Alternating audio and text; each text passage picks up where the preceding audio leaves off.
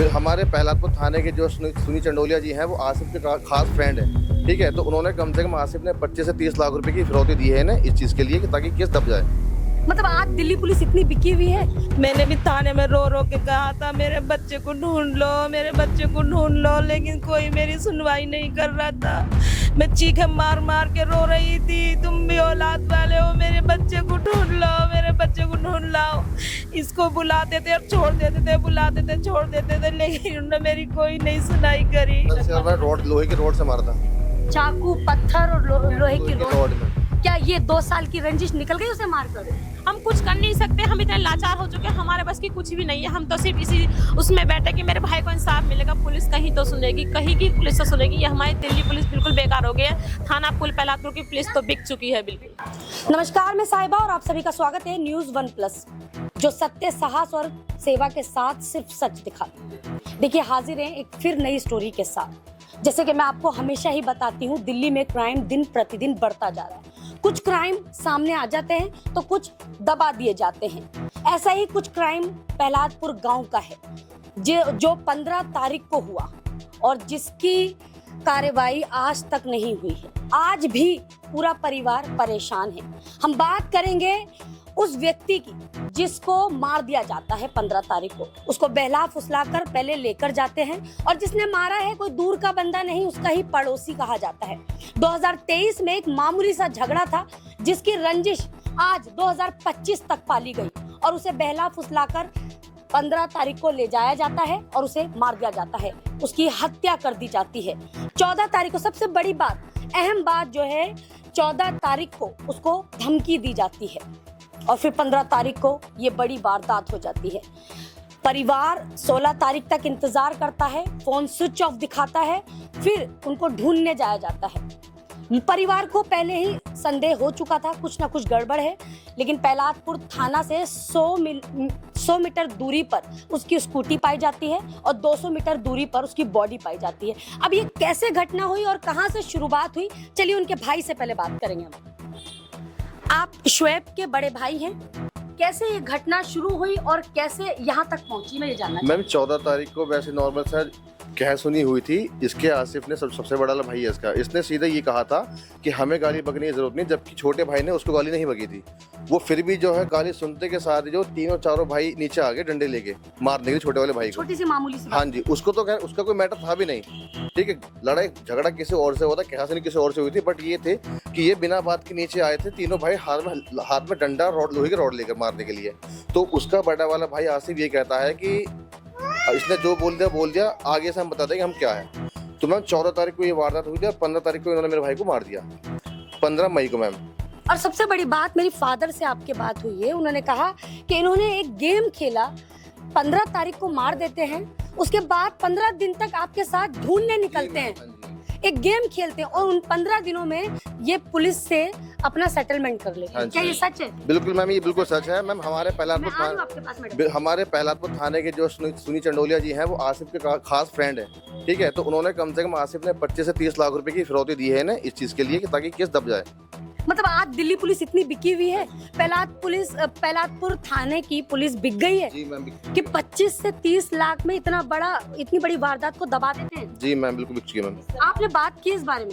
Ma'am बात की, हर जगह हमने थाने में जाके हमने सब चीज़ बोली कि सर आप ये बताइए कि हमने जब अपने भाई की मिसिंग रिपोर्ट डलवा रखी है तो आप कार्रवाई कोई क्यों नहीं कर रहे हो। तो हम कार्रवाई के लिए जाते हैं तो हमसे उल्टा ये बोलते हैं कि मैं तुम पे 188 का केस दर्ज करवा दूंगा। ये हमारी पुलिस का कहना है। पुलिस का कहना मैम ये है, ठीक है ना। तो हमारे जो मेन पहलादपुर के जो एसएच है वो भी कुछ कार्रवाई नहीं कर पा रहे, और जो रही बात उनकी सुनील चंडोलिया जी की, उन्होंने भी कुछ भी कार्रवाई नहीं करी क्योंकि उन्होंने पैसा खा लिया था मैम। अच्छा, मैं एक सवाल करना चाहती हूँ आपसे, कैसे पता चला कि जो लोग आपके साथ आपके मित्र बन के आपके भाई को ढूंढ रहे हैं वही खूनी है? मैम अब ये देखिए, इसके छोटे भाई ने जो है 15 तारीख को जब मर्डर कर दिया छोटे भाई का, फिर उसके बाद हमें थोड़ा शक हुआ कि लास्ट कॉल सीडीआर जो निकलवाया था इन पुलिस वालों ने, सीडीआर की कॉल डिटेल उसी की थी मैम, ठीक है। जिसने बॉडी मिली थी, बॉडी हमारी 31 को मिली थी बॉडी, 31 को मैम पूरा केस खुला था ये, जबकि पुलिस वालों को 25 तारीख को 24 तारीख को पता चल चुका था कि डेड बॉडी यहाँ पड़ी है छोटे भाई की। लेकिन इसका आसिफ का जो छोटा भाई है, इन सब ने हमें गुमराह करा केस को लेकर, जो है कि जिस रूम में मेरा भाई पड़ा हुआ था उस रूम तक साहिल खुद जाता था और मेरे भाई को ये कहता था कि यहाँ भी कोई नहीं है। मतलब गुमराह कर रहा था केस को पूरा पूरा। और पुलिस वालों ने जितना भी था सारे एविडेंस मिटाने की कोशिश करी है, ऑलमोस्ट एविडेंस मिटा चुकी थी पुलिस। यहाँ हमारी दिल्ली पुलिस का फेलियर बता रहे हैं। हाँ जी मैम। देखिए आप, जैसे कि मैं हर दिन एक खबर करती हूँ और क्राइम से रिलेटेड मेरी खबरें रहती हैं, और मैं आपको हर खबर में बताती हूँ कि दिल्ली पुलिस का कितना बड़ा फेलियर है। दिल्ली पुलिस आज क्या बिक चुकी है, ये हमारे वर्ड नहीं है, ये उन पीड़ितों के वर्ड है जिनके परिवार से कोई ना कोई चला जाता है।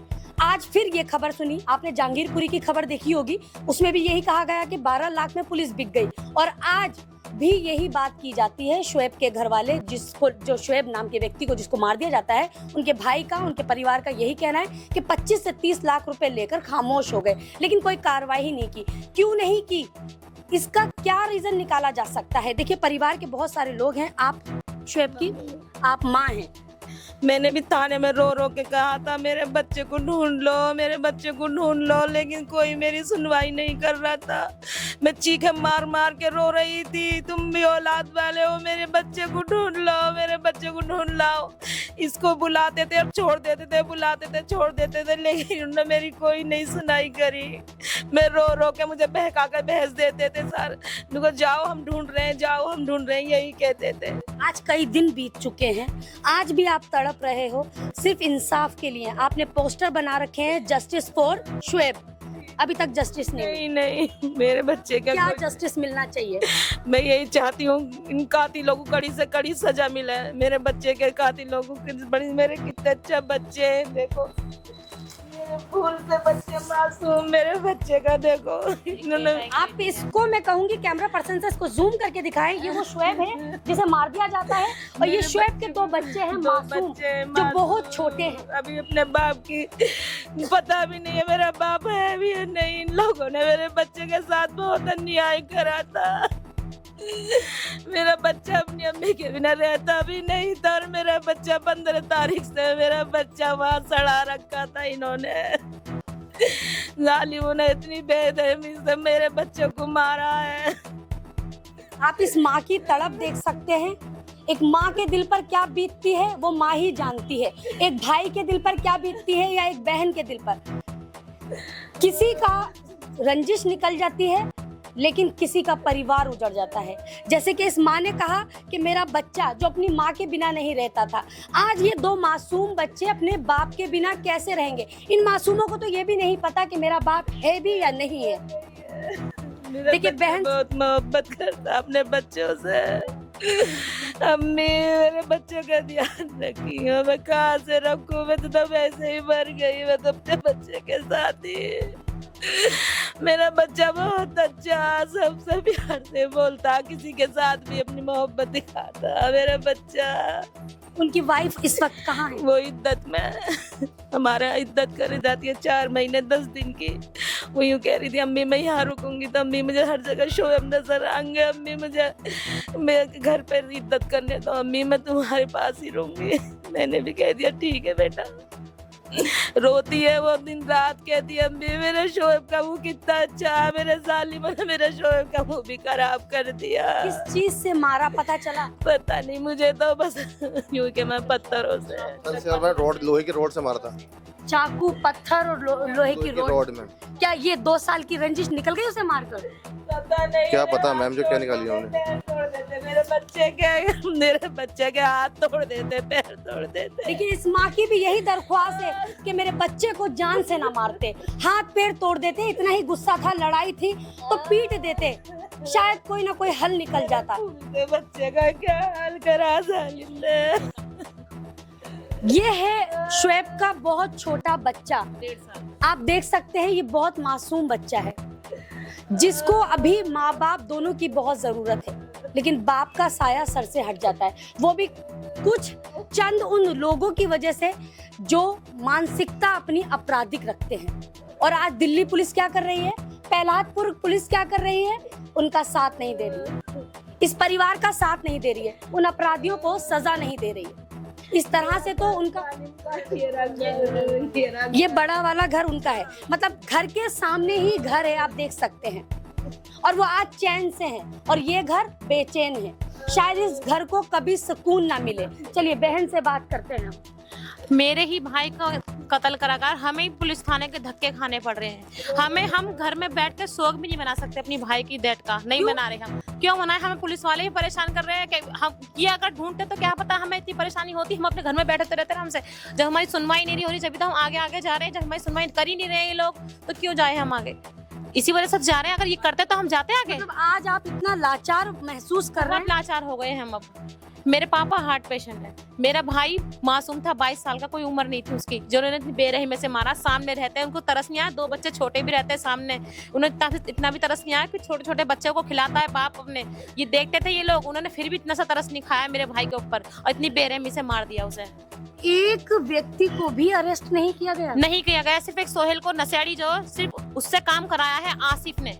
मेन है मास्टरमाइंड आसिफ और उसके बहनोई हैं। और आसिफ और साहिल 2-3 भाई हैं। ये सोहेल जिसको अरेस्ट कर रखा है और साहिल और आसिफ अभी भी फरार है और उसके बहनोई भी शामिल है इस चीज में, एविडेंस मिटाने में। अगर वो फरार है तो दिल्ली पुलिस उनके परिवार के किसी व्यक्ति को क्यों नहीं उठाती है? कोई तो काम करेगी। हमें पता नहीं क्यों नहीं उठा रही। जब हमने बता दिया, मेन नाम बताई, वो वीडियो में आ रहे हैं, उसके बहनोई आ रहे हैं वीडियो में, सबूत मिटाते हुए, फोन फेंकते हुए पानी में, कपड़े उसके माँ वीडियो आपके हाथ लगती है? जी, पुलिस वालों को हाथ लगी, जो हमने नार्कोटेक वालों को दिया ना केस, उनके हाथ लगी है। माँ ने खून के कपड़े धोए, एक माँ ने दूसरे माँ का लाल मरवा के और अपने बेटे के उसके खून के कपड़े धोती है माँ घर के अंदर, और हमारे साथ साथ ढूंढवाती है कि मेरा सोहेल तो आ जाता था 10 दिन, तुम परेशान मत हो, मेरा सोहेल आ जाता था, तुम भी परेशान मत हो, आ जाएगा तुम्हारा बेटा भी वापस। इन सबको पता था कि उसका मर्डर कर दिया। मतलब वो आपको इस तरीके से बहला रही थी कि जैसे मेरा बेटा 8-10 दिन के लिए कहीं चला जाता था, आपका भी शोएब वापस आ जाए। जी, हमारा भी तुम्हारा भी आ जाएगा वापस। और उसका भाई साहिल वीडियो बनाता है, एक लड़के से रिकॉर्ड करवाता है अपने कैमरे में से निकाल के, मेरे भाई शादाब को भेजता है कि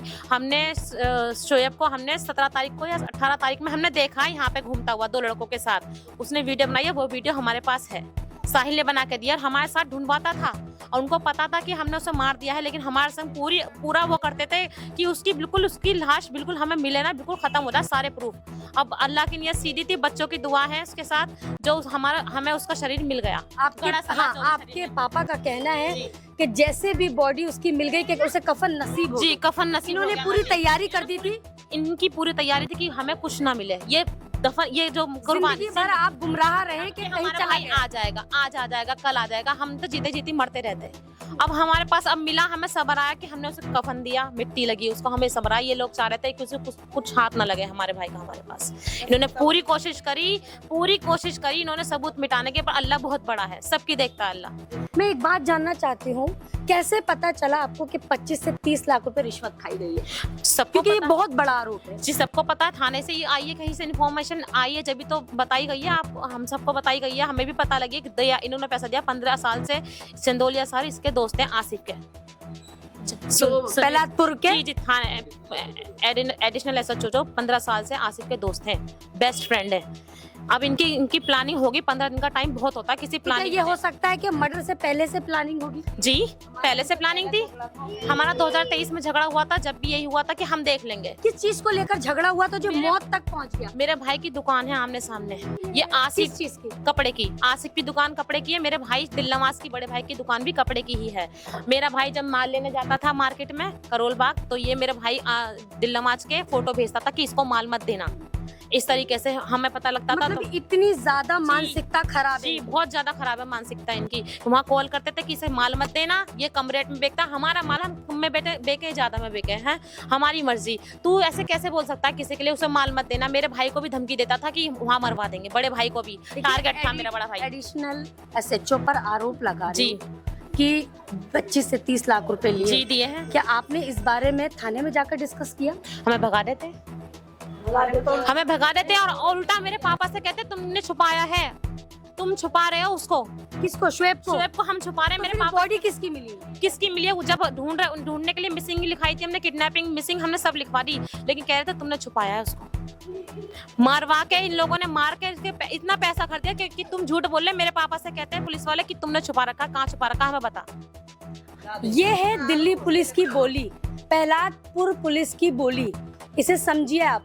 जैसे मैंने आपको दिखाया जहांगीरपुरी की खबर कि जिसका बच्चा मर गया, जिसके बच्चे को दिन दिहाड़े मार दिया जाता है, उसी के परिवार पर लाठियां बरसाई जाती हैं और उन्हीं पर आरोप लगाए जाते हैं। और इस केस में भी कुछ ऐसा ही आप देख सकते मैं हैं। इतना कहूंगी, मुझे पता है मेरा भाई वापस नहीं आ सकता, मेरा भाई शोएब वापस नहीं आ सकता, लेकिन मैं चाहती हूँ उसके अपराधियों को जो देश में शामिल है उन्हें कड़ी से कड़ी सजा दी जाए, उन्हें उम्र कैद की और फांसी की सजा दी जाए। आज भी उम्मीद है आप? उम्मीद है, अब मैं चाहती हूँ मिलेगी, ये नहीं देंगे और तो बड़े बैठे हैं वो देंगे। मैं सुप्रीम कोर्ट तक जाऊंगी, हाई कोर्ट तक जाऊंगी। अगर मेरे भाई को इंसाफ नहीं मिला तो मैं बहुत दूर तक जाऊंगी। मेरे भाई को इंसाफ मिलना चाहिए, इन्हें कातिलों को सजा मिलनी चाहिए, मौत की सजा देनी चाहिए इन्हें, पुलिस वालों को, कोर्ट वालों को। जैसे बेकदरी से मेरे भाई की जान निकाली गई है ना, उसको मार देते, उसको चलो हमें बता रहे थे हमने मार दिया, उसका इतना चेहरा खराब कर दिया, सब कुछ खराब कर दिया, हम उसे गले में नहीं लगा सकते थे आखिरी टाइम पे। उसकी बीवी चीख रही थी, मेरे भाई, मेरे शोएब का चेहरा तो छोड़ देते, मेरे शोएब का चेहरा तो छोड़ देते। इतनी दर्दनाक मौत दी है मेरे भाई को, मासूम भाई को मेरे। वो इतना दिल का साफ इंसान था, अपने बच्चों से इतनी मोहब्बत करता है ना, दिलो जान से। मेरा भतीजा ना पूछता है, इशारे से वीडियो दिखाते तो ऐसे करता है इशारे, मेरा बाप कहाँ है, पूछता है तू कहाँ है, अपने बाप से वीडियो में देख के बोलता है अपने बाप को फोन में, मेरा बाप कहाँ है, ऐसे करके इशारे करता है, तू कहाँ है, मैं कहाँ से लाके दूं, मैं कहाँ से लाके दूं। मतलब एक बीबी, एक बच्चे, एक माँ, एक बहन, बाप, हम बहुत लाचार हो चुके हैं, बहुत ज्यादा। हमसे अब सहा नहीं जाता, हम रोज रोज धक्के खाते हैं और अभी वो ऐसी आराम से चैन की नींद सो रहे हैं, घूम रहे, खा रहे, पी रहे मजे से। इस परिवार का दिल फट रहा है, लेकिन आज आंसू भी सूख चुके हैं। बहुत रोए, कितने दिन हो गए, पहले उनको 15 दिन तक गुमराह किया गया, उनके साथ घुमा फिरा गया, और फिर बाद में पता लगता है जो हमारे साथी बन के हमारा गम बांट रहे थे उन्होंने ही हमारे बेटे की हत्या कर दी, और आज वो दोनों फरार है, जीजा और साला।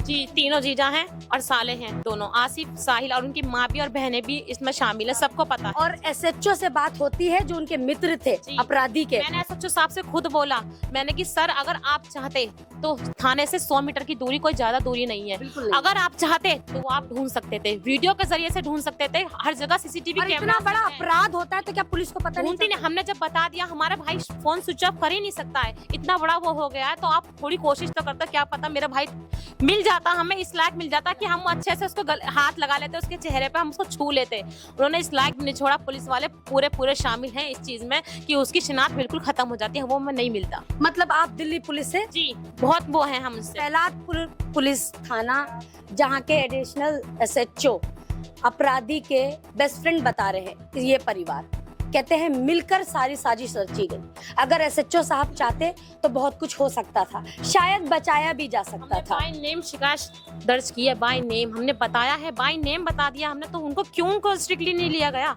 क्यों उनसे सही से पूछताछ नहीं की गई? और अगर वो फरार है तो क्यों एक्शन नहीं लिया? क्यों नहीं ले जा रहे एक्शन उनके खिलाफ? सबूत, हम कहाँ से सबूत दें? हमने तुम्हें नाम बता दी है, तो हमें सबूत ढूंढने का काम पुलिस का है, परिवार का नहीं। पुलिस हमें काम दे रही है कि तुम सबूत ला दो, ये बोलती है पुलिस हमें, तुम सबूत है तुम पे कोई, ये बोलती है पुलिस हमसे। अब ये है हमारे देश की पुलिस, क्या कहना चाहती हैं? हमसे ही सबूत मांगा जा रहा है, जो अपराधी हैं वो तो खुले फिर रहे हैं, उन पर तो कोई कार्रवाई की ही नहीं जा रही है। अगर इस तरीके से कार्रवाई नहीं हुई तो कल इतना मनोबल बढ़ जाएगा कि आप आपसे ये चाहते हैं कि हमें इंसाफ चाहिए।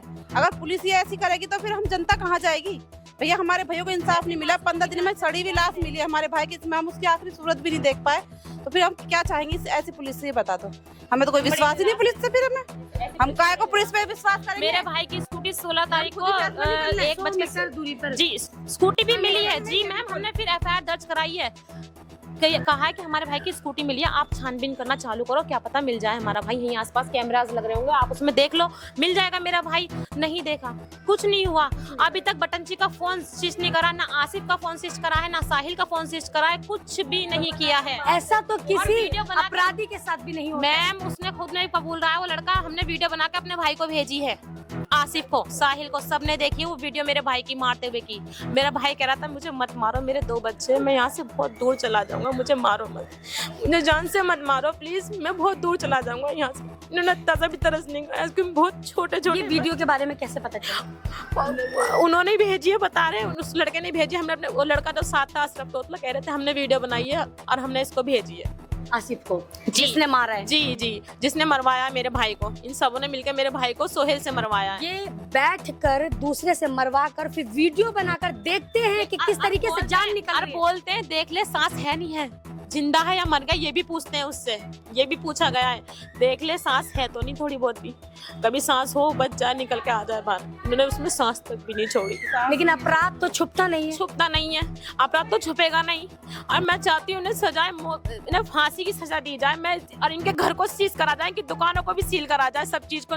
इसी चीज दुकानों के चक्कर में तो सबको इनकी दुकानें भी सील करी जाए, इनका घर को सील करा जाए। लेकिन कैसे होगा? आप कह रही हैं कि एक SHO इनके घर का मित्र है। कैसे होगा? यही तो कह रहे हैं। हम क्या कर सकते हैं? हम पब्लिक, हम कुछ कर नहीं सकते। हम इतने लाचार हो चुके हैं, हमारे बस की कुछ भी नहीं है। हम तो सिर्फ इसी उसमें बैठे कि मेरे भाई को इंसाफ मिलेगा। पुलिस कहीं तो सुनेगी, कहीं की पुलिस तो सुनेगी। ये हमारी दिल्ली पुलिस बिल्कुल बेकार हो गई है। थाना पुल पहलापुर की पुलिस तो बिक चुकी है, बिल्कुल बिक चुकी है। ये कुछ कार्रवाई नहीं कर रही, कुछ कार्रवाई में है ही नहीं है, तो बस खाली बिकी पड़ी है। मुझे पता है भाई वापस जो नहीं पैसा आ भरेगा सकता। ये उसकी है। मुझे पता है हम भाई कहाँ से पैसा भरे भैया? हमारा लाल गया और हम ही पैसा भरे। किस चीज का पैसा भरेंगे आप? किस चीज का पैसा भरे? हमारा तो भैया 2-2 मासूम बच्चों का बाप चला गया और हम ही ने पैसा भरे। इतनी ज्यादा इंफॉर्मेशन इस परिवार के पास है, आप खुद सोचिए। अगर इस परिवार के पास इतनी इंफॉर्मेशन है तो क्या पुलिस के पास नहीं होगी? पहलादपुर थाने के पास नहीं होगी इतनी इंफॉर्मेशन? बिल्कुल जाहिर सी बात है, इससे भी ज्यादा होगी। तो फिर एक्शन क्यों नहीं लिया जाता है? और आज अगर ये परिवार आरोप लगाता है कि रिश्वत ली है, तो क्यों आरोप लगाया जा रहा है? सोचने वाली बात है। मैंने एक टैक्सी ड्राइवर भी जो है किसी बुढ़िया को हिट करके चला जाता है, जी। उसकी भी अभी तक कोई कार्रवाई नहीं की SHO साहब ने।